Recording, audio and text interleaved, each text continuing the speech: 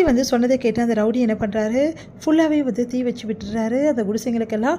எல்லா குடிசைகளும் வந்து எரியறதை பார்த்துட்டு அப்படியே வந்து பயங்கரமாக டென்ஷன் ஆகிடுறாங்க. நம்ம வேதா விக்ரமும் போய் காப்பாற்ற போகிறாங்க. ஒரு குழந்தை வந்து மாட்டிக்கிறா. அதோட வேதா வந்து உள்ளே போயிட்டு அந்த குழந்தைய வந்து வெளியே அமுச்சிட்டு வேதா மாட்டிக்கிறாங்க. வேதாவை காப்பாற்ற விக்ரம் போகிறாரு. விக்ரம் போடோன்னே வேதாவை காப்பாற்றி வெளியே கொண்டு வந்துடுறாரு. ஆனால் அவருக்கு உடம்பெல்லாம் தீக்காயம் ஏற்படுது. அதை பார்த்துட்டு எல்லாருமே அதிர்ச்சி அடைகிறாங்க. உடனே ரங்கநாயகி வந்து துடிக்கிற விக்ரமை வந்து என்ன பண்ணுறாங்க, மருந்து போட்டுட்ருக்காங்க. அப்போ வேதா வராங்க. ஏங்க இப்படிலாம் பண்ணீங்க அப்படி சொல்கிறாங்க. உனக்கு ஒன்றும் ஆவலை, எனக்கு எதுவும் ஆவலைங்க அப்படின்றாங்க.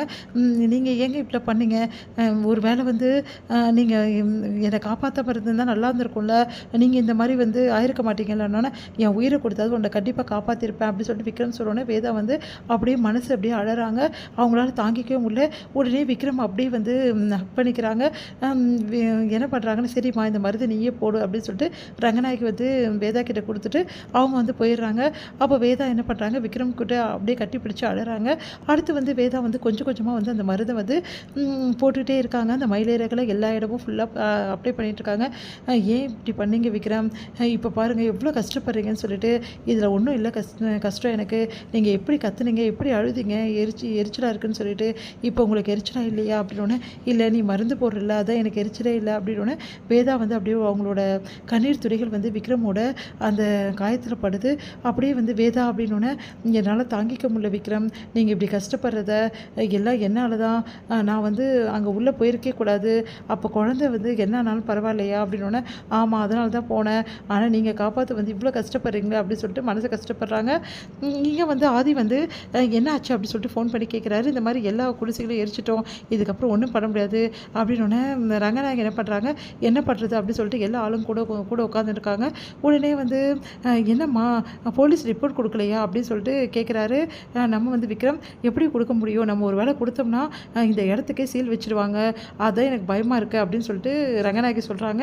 சரி கவலைப்படாதீங்க, இது அப்படிலாம் ஒன்றும் ஆகாது, எனக்கு தெரிஞ்ச போலீஸ் ஆளுங்க இருக்காங்க, நான் பார்த்துக்கிறேன் அப்படின்னு சொல்லிட்டாரு. இல்லைப்பா இந்த இடத்துக்கு சீல் வச்சுட்டா அப்புறம் அவ்வளோதான் பெரிய பிரச்சனை ஆகிடும், அதனால் அதெல்லாம் ஒன்றும் வேணாம் அப்படின்ற மாதிரி முடிவெடுக்கிறாங்க. சரி எரிஞ்ச குடிசைகளை எரிச்சிட்டு போட்டோம், இதுக்கப்புறம் வந்து குடிசையில் கட்டட, ஆனால் நிறைய நஷ்டம் ஆகிடுச்சு, எப்படி இந்த மக்களாக வச்சு நான் என்ன பண்ண போகிறேன் அப்படின்னு சொல்லிட்டு யோசிக்கிறாங்க. விக்ரம் வந்து நீங்கள் கவலைப்படாதீங்க நான் இருக்கேன் அப்படின்னு சொல்லிட்டு விக்ரம் சில ஏற்பாடுகளாக பண்ணி இருக்கிறவங்களாம் வந்து காப்பாற்றுறதுக்காக ஏற்பாடு பண்ணிகிட்ருக்காரு. இந்த சூழ்நிலை விக்ரமுக்கு வந்து ஃபோன் வருது. பார்த்தா வந்து கரெக்டாக ஆதி ஃபோன் பண்ணுறாரு. என்ன விக்ரம் எப்படி இருக்க அப்படின்னு சொல்லிட்டு கூலாக கேட்குறாரு. நீ எதுக்கு எனக்கு ஃபோன் பண்ணுற அப்படின்னோடனே, என்ன விக்ரம் நீ ரொம்ப கஷ்டப்பட்டிருப்ப, அதுக்கப்புறம் உனக்கு வந்து ஃபயர் ஆக்சிடென்ட் ஆகிருக்குல்ல, அப்போது உனக்கு வந்து ரொம்ப கஷ்டமாக தானே இருந்திருக்கும், உடம்புலாம் காயம்னு கேள்விப்பட்டேனே அப்படின்னோடனே செம்மையாக டென்ஷன். அப்போ இவ்வளோத்துக்கும் நீ தான் காரணமா, ஆமாம் உனக்கு எதாவது கெடுதல் நடக்குதுன்னா அதுக்கு நான் தான் காரணமாக இருப்பேன், ஏன் உனக்கு தெரியாதா அப்படின்னோடனே பயங்கரமாக அதிர்ச்சி அடைகிறாரு விக்ரம். நீ என்ன சொல்கிற அப்படின்னா, ஆமாம் நான் தான் இந்த ஐடியாலாம் கொடுத்தேன், இதுக்கு எல்லா காரணம் நான் தான், இப்போ சொல்கிறேன் உனக்கு, நீ உன்னால் ஒன்றுமே பண்ண முடியாது, உங்கள் அத்தையோட அந்த இடத்த காப்பாற்றலான்னு நினைக்காத, கண்டிப்பாக காப்பாற்ற முடியாது, மரியாதையாக எல்லாத்தையும் எழுதி கொடுத்துட்டு ஊரை பார்க்கவா புரியுதா அப்படி சொல்லணுன்னு செம்மையாக அதிர்ச்சி அடைகிறாரு. ஓ இவ்வளோ நேரம் என்ன நடக்குதுன்னு தெரியாமல் தான் இருந்தேன், இப்போ நீ தான் ஆட்டத்தில் இருக்கியா, இனிமேட்டு காட்டுறேன் இந்த விக்ரம் யாருன்னு உனக்கு அப்படின்னு. விக்ரம் மறுபடியும் எல்லாரையும் வந்து கஷ்டப்படுத்த போறியா, அதை நான் பார்த்துக்கிறேன் வை ஃபோன்ன்றாரு. தர முடியுது.